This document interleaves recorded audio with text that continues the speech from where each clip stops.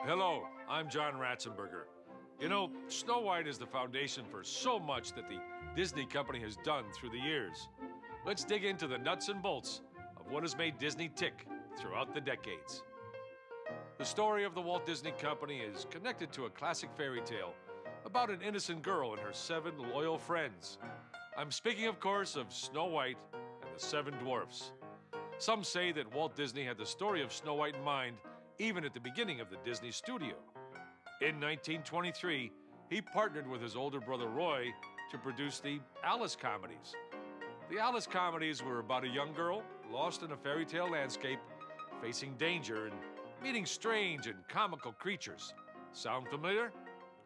They were a hit, and the studio continued to produce short cartoons. A big breakthrough for the art form of animation happened when Walt Disney gave the world the first cartoon with synchronized sound, starring a little fella named Mickey. It's hard to believe, but just a decade later, Walt Disney astounded the world with the first ever feature-length cartoon, Snow White and the 7 Dwarfs. A story told so well that it's won the hearts of audiences decade after decade. Here's a trailer early audiences saw where Walt Disney himself personally introduces those lovable dwarfs.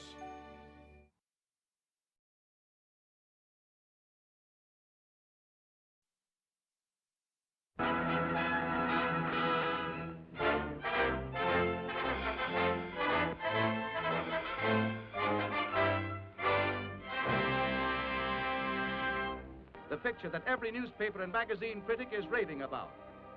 Hear what the usually hard-boiled reviewer of Time magazine says.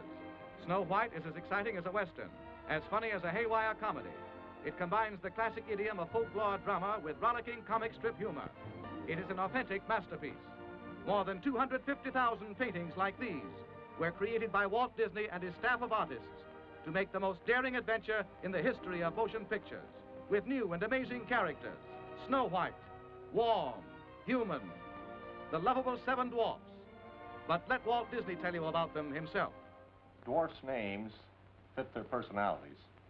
This pompous-looking individual is Doc, the self-appointed leader of the group. And this little fellow is bashful. He's secretly in love with Snow White. And this funny face is Sneezy. He has hay fever. And old Droopy Eyes is called Sleepy. And Happy here with the beaming smile. And old Sourpuss here is Grumpy, the woman hater. And last but not least is Dopey. He's nice, but sort of silly.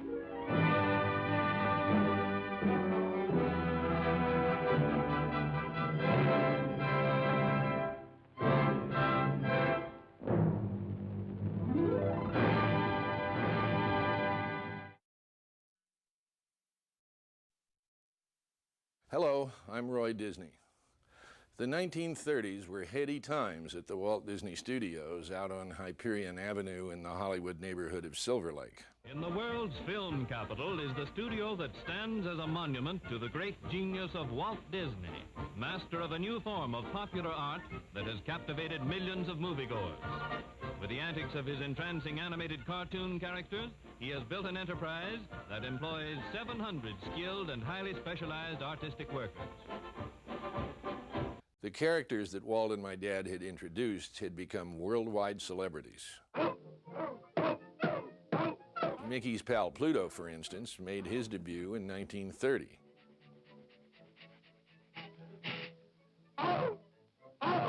An irascible duck named Donald quacked his way onto the screen in 1934.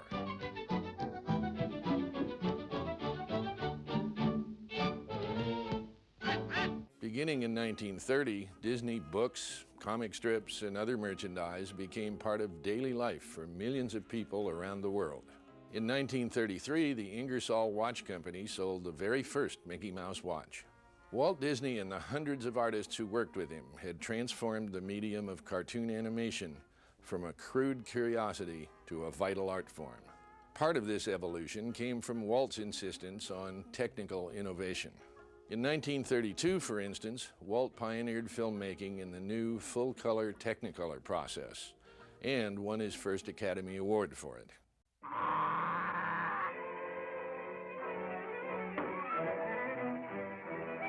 Walt sought a sense of depth and realism in animation that led to the invention of the multiplane camera, which he tested in his successful Silly Symphony animated shorts. In addition to the mechanics of technical innovation, Walt insisted that his artists keep challenging their own talents.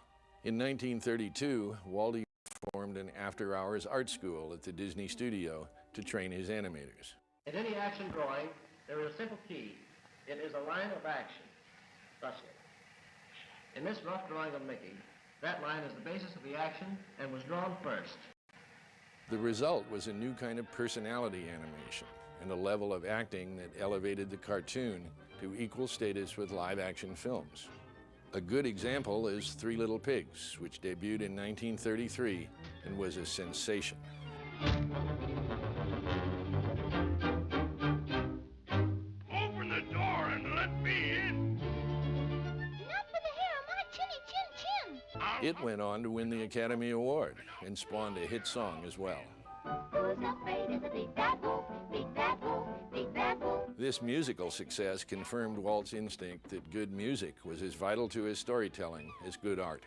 All of the pioneering work in animation at Disney was leading up to something, and in 1937, the whole world would know what it was.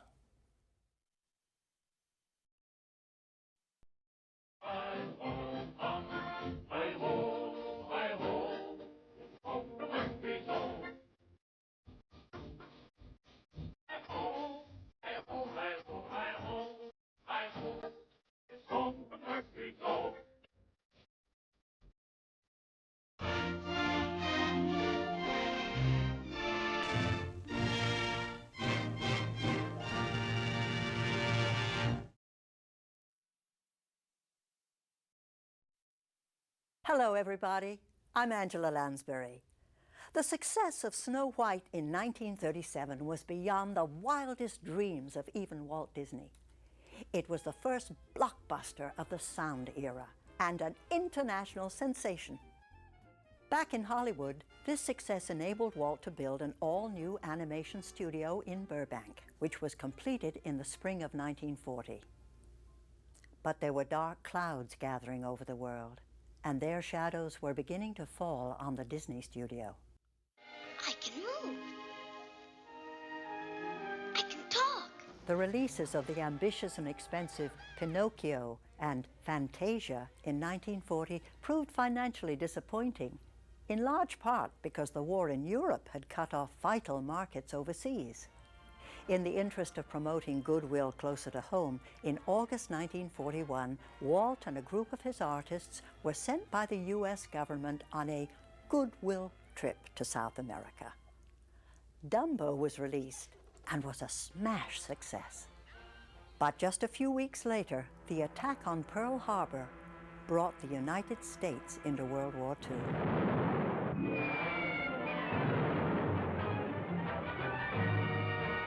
The very next morning, December 8th, 1941, the U.S. Army moved onto the Disney studio lot.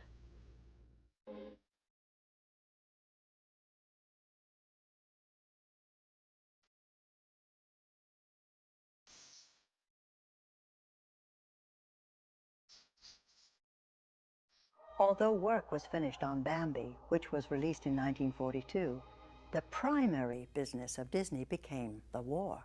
In Hollywood, Walt Disney has turned over almost the entire facilities of his studio for the production of Army and Navy instructional films, some of them involving closely guarded military inventions and techniques. Let's go with Navy Project 648, Sequence 1. Let her roll. Military insignia, training films, and morale-boosting propaganda became the business of Disney. It's no surprise that this wasn't a very profitable business. And as the Disney bank accounts dwindled, Walt and his brother Roy began to feel a little panicked. The Disney studio needed a big box office hit. Roy realized that they had a film that could make a return. There was a whole new generation of filmgoers who had never shared the adventures of Snow White and the Seven Dwarfs.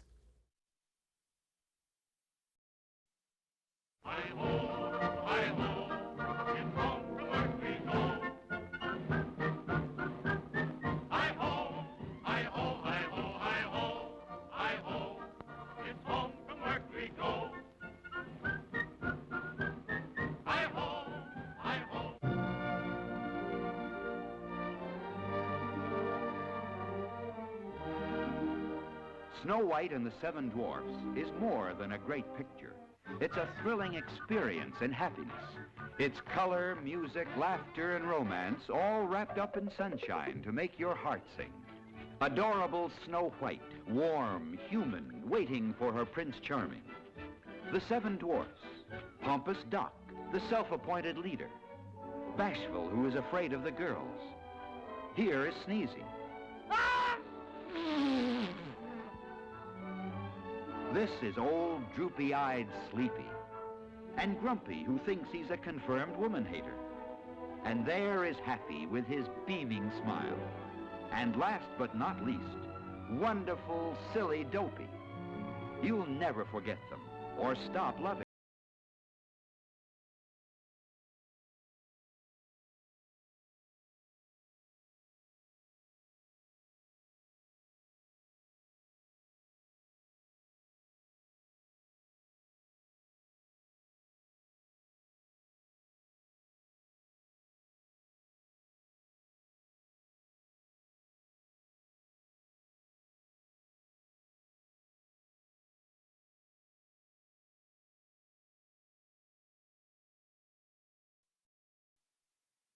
Hello, folks. I'm Fess Parker. The theatrical re-release of Snow White in 1944 had reversed the declining fortunes of the Disney studio and established a tradition of reissues of all the Disney animated features. Am I glad to be a citizen of the United States of America? Disney had survived the war years, and Walt continued to move forward in his expansion of the definition of Disney. 1950 saw the release of Treasure Island, Disney's first completely live-action feature. You've got the word of Long John Silver. That year also marked Disney's debut in the new medium of television with 1 Hour in Wonderland, the studio's first television special. Television? Whoa, steady, old boy. Take it easy. Television? Ah! I have never been so insulted in all my unborn days. When Snow White returned to movie screens in 1952, she again proved to be the fairest of them all.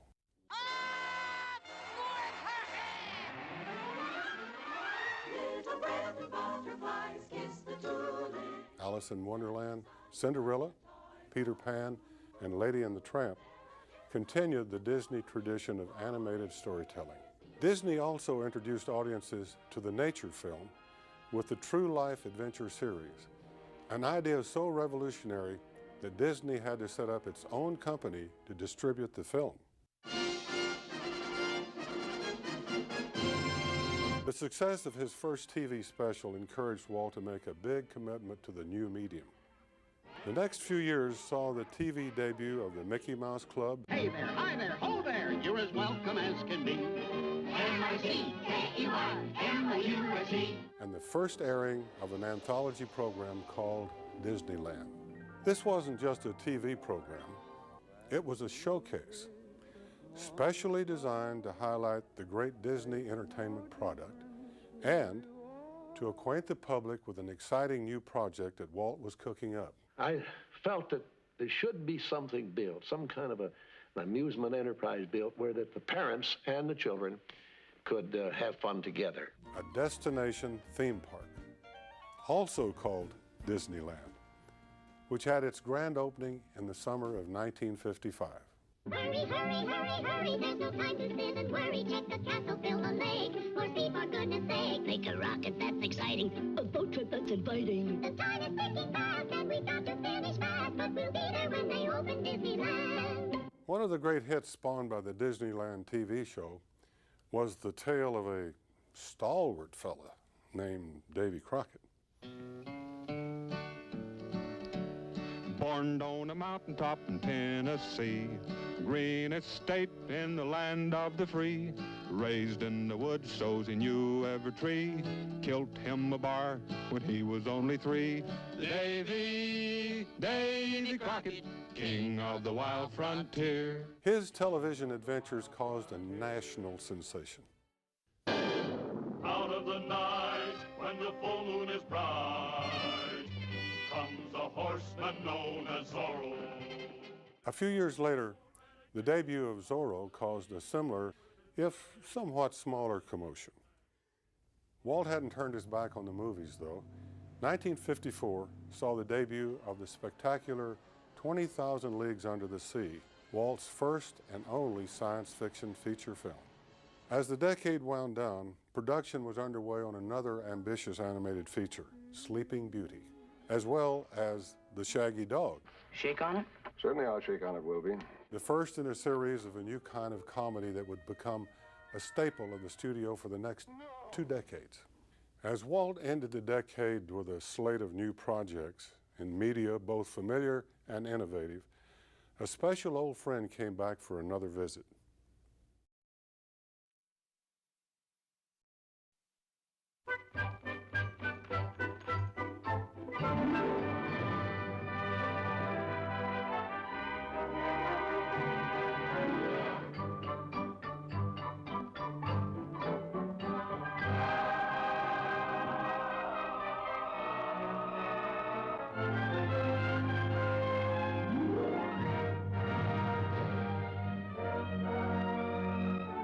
It's so charmingly different from anything the screen has ever known. Walt Disney's Snow White and the Seven Dwarfs. Aglow with the warmth of characters all the world knows and loves. Beautiful Snow White. You'll just have time to wash. Wash. Fearless Doc. Our house! The lit light! The light lit! Blushing Bashful. Oh, gosh. Explosive Sneezy.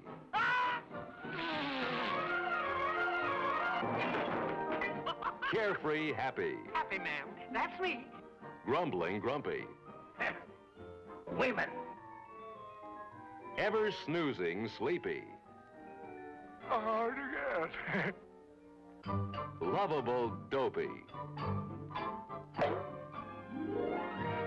And there's Prince Charming. The Heartless Queen. And the Wicked Witch. Have a bite.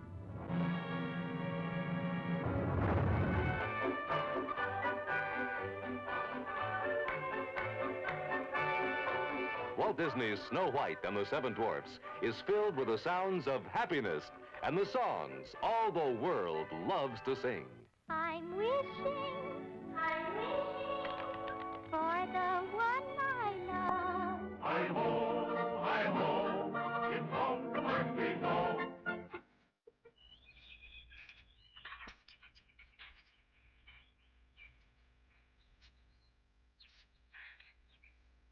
Get your hands full of water. It's snorting, it's up and go. With a smile and a song, and your heart is young.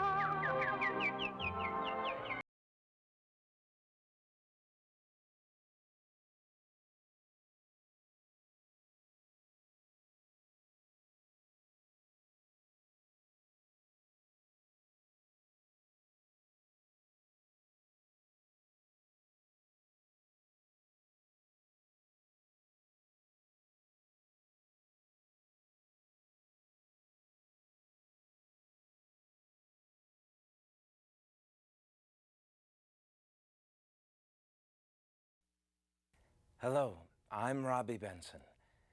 The Disney studio started out the 60s with a box office bang. According to the show business newspaper Variety, Disney had 3 of the 5 top-grossing films of 1961, The Absent-Minded Professor, Swiss Family Robinson, and The Parent Trap. Walt continued his commitment to new technology by taking the lead in presenting his weekly TV series in the new medium of color television, changing the title to Walt Disney's Wonderful World of Color. This whole program is being seen in color. Huh, and that's a lie. You know that's a lie, because only the people with color TV sets is seeing it in color. What plans for the future do you have at Disneyland? Well, there's a little plaque out there that says, as long as there is imagination left in the world, Disneyland will never be complete. In 1964, Walt produced 4 hit exhibits for the New York World's Fair, shows that enabled him to expand the technology of attractions at Disneyland, which was about to celebrate its 10th anniversary.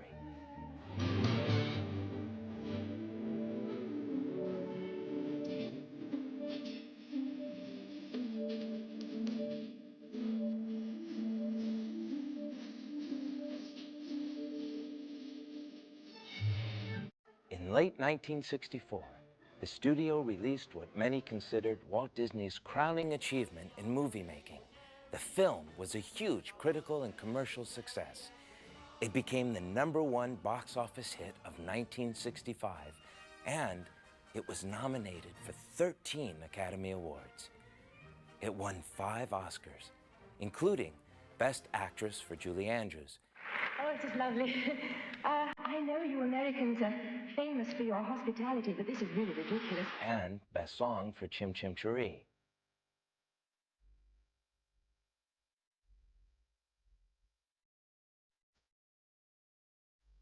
Now, although only a few people knew it, at the same time, Walt was looking at large tracts of property in Florida for a secret project he was planning. He even made this film in 1966 to explain the Florida Project. We know what we hope to accomplish. And believe me, it's the most exciting and challenging assignment we've ever tackled at Walt Disney Productions. The animation department was still hard at work, too, putting the finishing touches on the Jungle Book. How interesting. And over on the sound stages, production was in progress on another splashy big-screen musical, The Happiest Millionaire. Then, in December of 1966, a tragedy. Walt Disney died. The world mourned his passing. The following year, Snow White returned for a 4th triumphant re-release. And although Walt Disney himself was gone, a whole new generation was introduced to the magic of Disney. Hi-ho, hi-ho, hi-ho, hi-ho, hi-ho, it's home from work we go. Once again, for your entire family, the lyrical, light-hearted entertainment of Walt Disney's Snow White and the 7 Dwarfs. Magic mirror on the wall, who is the fairest one of all? Lips red as the rose, hair black as ebony, skin white as snow. Snow White. Someday my prince will come. Someday we'll meet again. And away to his castle we'll go. Featuring those beguiling Disney characters loved by everyone. And of course, this is Grumpy. Mush. Here's Doc. Why, yeah. And Bashful. Oh. Sleepy. Hard to get. And this must be Sneezy. Happy? That's me, and this is Dopey. He don't talk none. You mean he can't? He don't know. He never tried. Then, too, there's the terrible witch. Have a bite.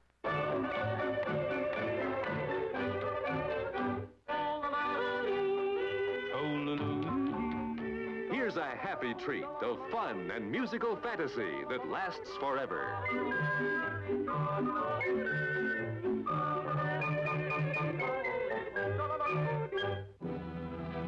Enjoy this delightful experience in happiness. See Walt Disney's Snow White and the 7 Dwarfs.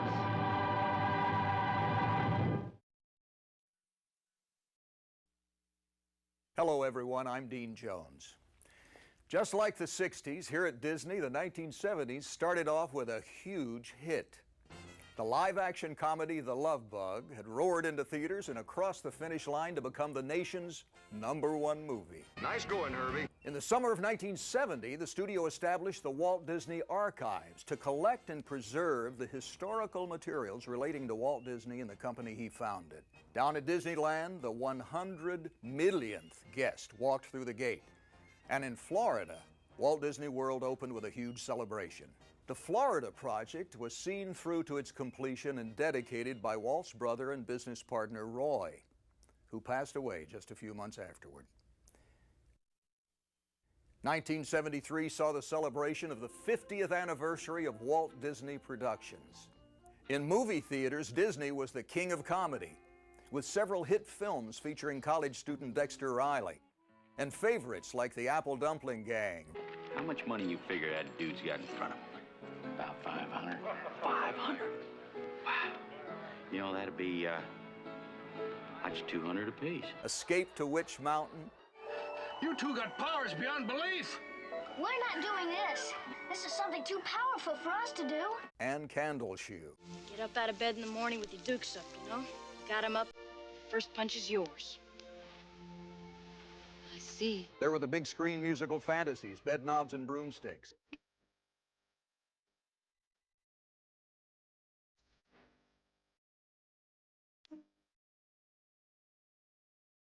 Pete's Dragon.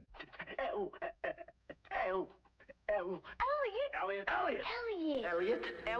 My dragon. And the animation department delivered the Aristocats.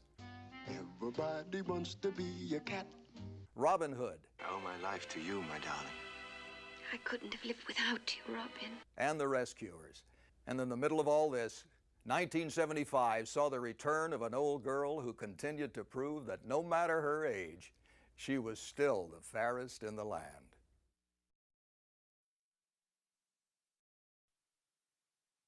Hi, everyone. I'm Jodi Benson. The 1980s will long be remembered as an era of optimistic growth and aggressive investment. And the Disney studio was certainly in rhythm with the times. The decade began with booming business in the Disney parks. Disneyland celebrated its 25th anniversary in 1980.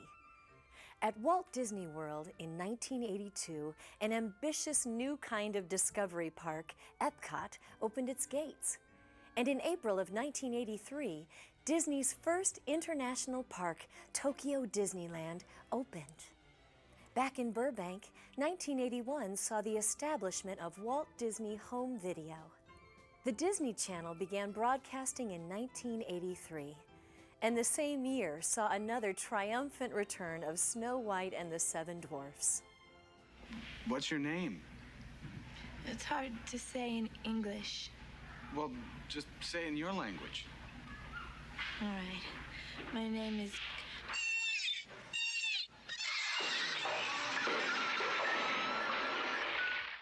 '84 saw the release of Splash, the first movie under the studio's new Touchstone banner, and Donald Duck celebrated his 50th birthday. In the fall of 1984, Michael Eisner and Frank Wells were named chairman and president of Walt Disney Productions. This dynamic duo brought with them a fresh perspective on the Disney legacy and an aggressive plan for stimulating Disney's growth. Whoa, whoa. What is now going on in the studio? Guess who? Donald Duck. Nope. Goofy. Then you're Roger Rabbit. Oh, sure. Come on, get real. Okay, I give up. Fooled ya!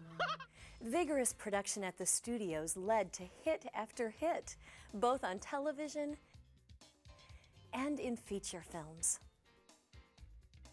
Walt's nephew, Roy Edward Disney, assumed the role of vice chairman of the board. Smile, everyone. And kept an eagle eye on revitalizing the famous animation department, which also led to a string of sensational hits. What I want from you is... your voice. My voice? You've got it, sweet cakes. No more talking, singing, zip. Other areas of the company were growing too. In order to better reflect the company's increasing diversity, in 1986, the name Walt Disney Productions was changed to the Walt Disney Company. Part of the growth and diversity was reflected in the opening of the first Disney store in Glendale, California. Within the following decade, there would be more than 600 stores worldwide. Michael and Frank also spearheaded an unprecedented expansion of Walt Disney World Resort. The 1980s saw the opening of Disney MGM Studios, Pleasure Island, and dozens of hotel and resort amenities throughout the Florida property. And in the midst of this amazing expansion and unprecedented growth, the studio even found time to celebrate the golden anniversary of one of its most important stars.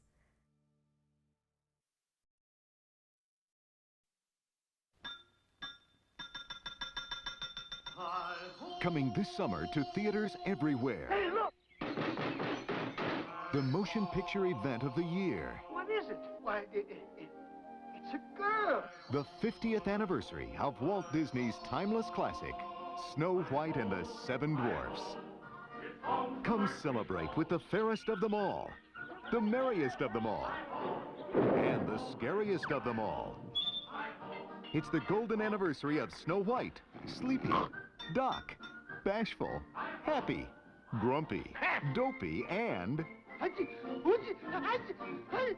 Sneezy. We gotta save her! Whether it's your first time or your 50th, now is the time to experience the magic of the most beloved animated motion picture of all time. A true story. A love story. Where we will live happily ever after. Walt Disney's classic, Snow White and the Seven Dwarfs. Opening July 17th in 42 countries worldwide.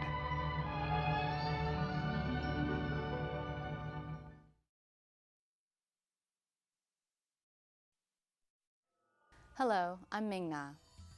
The 1990s continued the expansion of the definition of what was Disney around the Disney studios. Some things would succeed, others would fail, but all would be attempts to keep Disney vital, important, and moving ahead. New Year's Day of 1990 saw the beginning of Hollywood Records, and the following year saw the first book from Disney's new publishing group, affectionately named Hyperion. In May 1991, the Walt Disney Company joined the Dow Jones Industrial Average. In April 1992, Disney's second international theme park opened, Disneyland Paris. Disney Studios films continue to diversify with the acquisition of Miramax Film Corporation in June of 1993. And speaking of diversity in entertainment, October 8, 1993, saw the inaugural game of Disney's NHL hockey franchise, the Mighty Ducks of Anaheim. In movie theaters, Snow White and the Seven Dwarfs returned for its 9th theatrical release. Only this time, Snow White sparkled as never before in a full digital restoration. The 1990s brought continued success in animation, The Rescuers Down Under, Beauty and the Beast, and Aladdin. And in June 1994, the blockbuster release of The Lion King. In April of 1994, Disney's very first Broadway show, Beauty and the Beast, opened at the famed Palace Theater and went on to receive 9 Tony Award nominations.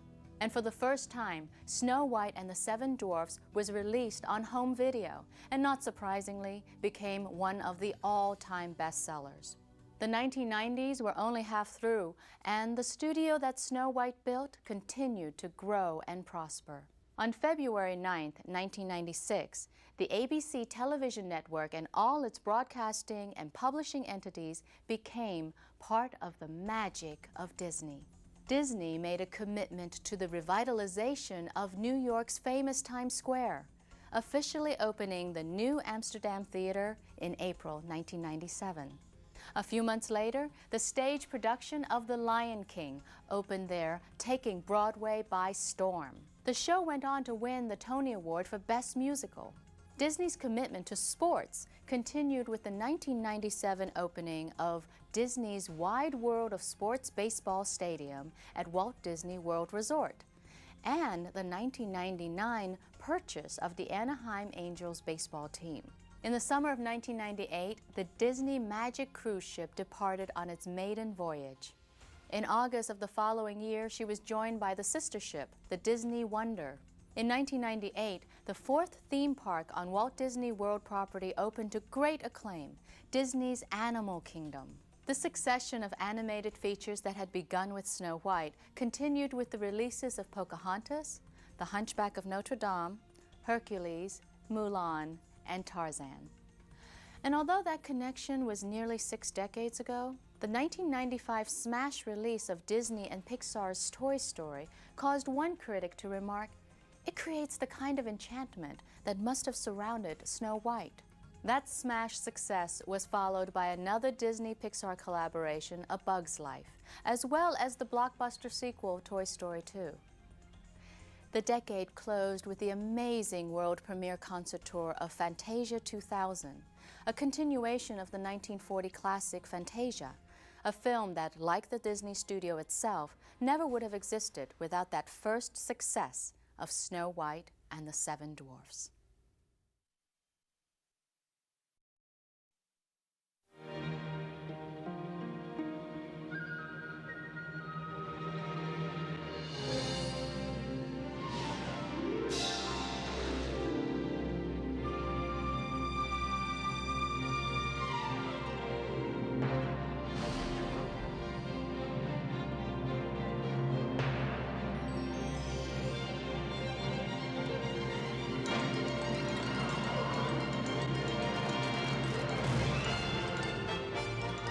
The greatest animated motion picture of all time is back in theaters. How do you do? How do you do what? Snow White and the Seven Dwarfs. The Queen! Snow White! We gotta save her! This summer, come celebrate the wonder, the romance, and the magic of Walt Disney's all-time classic. We will live happily ever after. Snow White and the Seven Dwarfs, still the fairest of them all.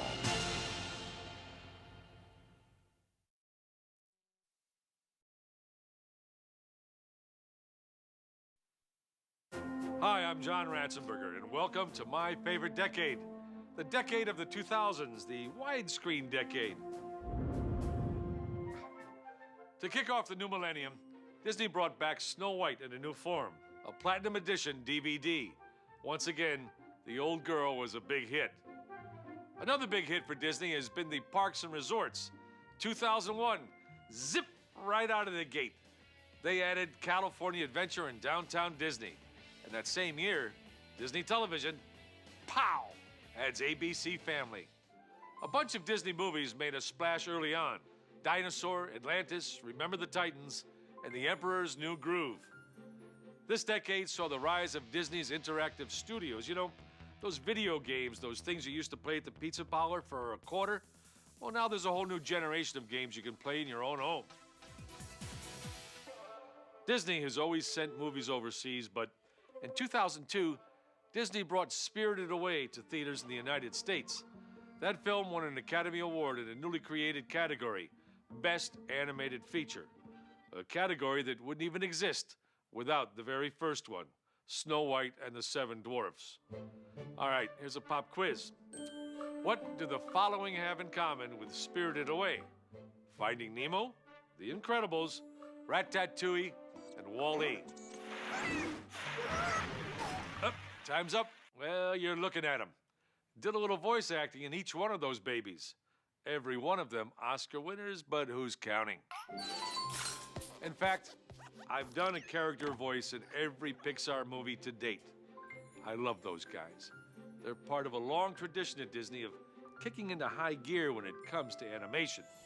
For example, in the 2000s, you've got Disney digital 3D technology breaking new ground with Chicken Little, Meet the Robinsons, and Pixar's first 3D viewing experience, Up. Avast, arg, aye, me mateys, yo-ho, and such.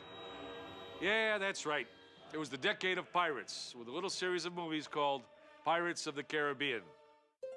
In November of 2007, theaters got enchanted. Here was a movie that borrowed from the fairy tale traditions established by Snow White to tell a very modern story.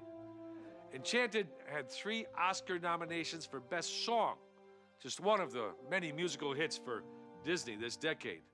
You've got your Hilary Duff, Camp Rock, some Hannah Montana, some Jonas Brothers, your High School Musical, your High School Musical 2, and High School Musical 3 senior year. Now, I've been known to bust some wildcat moves myself from time to time. The Muppets, who became part of the Disney family in 2004, even won a Grammy with their album, The Muppets, A Green and Red Christmas, in 2008. Oh, also in 2008, the Lion King Broadway musical celebrated its 10th anniversary. Other productions like Mary Poppins, The Little Mermaid, and the High School Musical Tour are building on its success in bringing Disney magic to live theater.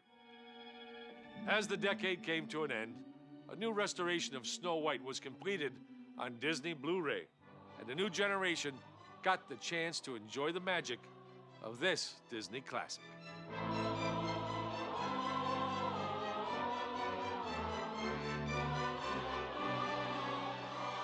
Just like Snow White, the Walt Disney Company has had many dreams come true, and the dreams continue.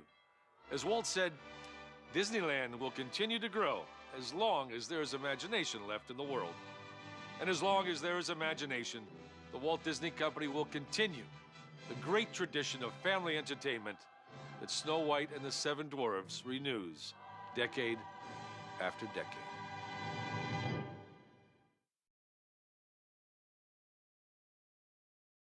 Before evil sorcerers cast their spells, before perilous rulers would be kings, before wicked witches ruled the sea, there was an apple. Dip the apple in the brew. Let the sleeping death seep through. The one that started it all. Make a wish. I wish. I wish. And take a bite. Then I'll be fairest in the land. Snow White and the 7 Dwarfs. Now available on Disney DVD and video. Through wind and darkness I summon thee.